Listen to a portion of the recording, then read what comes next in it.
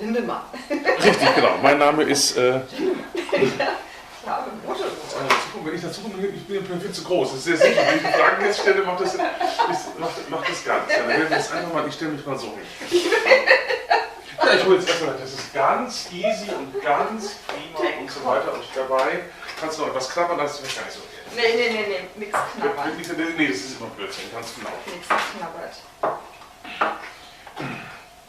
Ja, liebe Freunde von guten Foodblogs. Das ist die übliche Sache mit der Kamera. Das macht einfach Spaß. Wenn Piepsi da steht.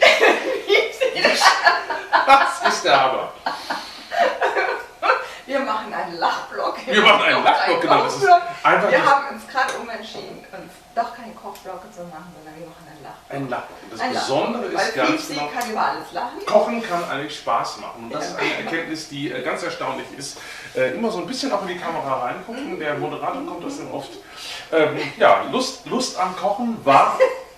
Das ist einfach genial. Lust am Lachen, genau. Der Lachblock. Der Lachblock, Piepsi und der Lachblock. Piepsi und der Lachblock. Meine Damen und Herren, wir wollten ursprünglich was kochen. Wir haben gesagt, Lachen ist viel wichtiger. Lachen ist viel wichtiger. Das ist eigentlich Lachen befreit, Lachen ist viel wichtiger, das ist ganz wichtig. Und Lachen ist eigentlich auch im Prinzip die Grundvoraussetzung zum Kochen. Und das Besondere ist, dass Lachen und Kochen eigentlich bei Annette Pasewald aus der Mitte von Deutschland, wir wollen den Ort nicht nennen, das ist ja ganz klar, ganz eng beieinander liegen. Berühmt sind ihre Scherzkeks. Richtig, genau. Erst hat sie Glückskeks. Erst wollten wir, das ist so unfassbar.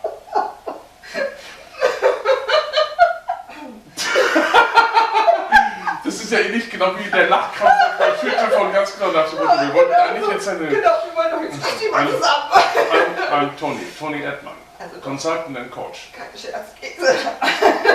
Nein, es ist einfach gut, sich vor der Kamera auszulachen und festzustellen, dass man auch vor der Kamera lachen kann. Denn nur dann kann man auch locker sein. Gut, die Aufnahme wird einfach ein bisschen länger dauern. Es wird ein bisschen länger dauern, bis wir zum Thema kommen. Warum Kochen und Lachen und überhaupt? Nein, eigentlich geht es ums Kochen.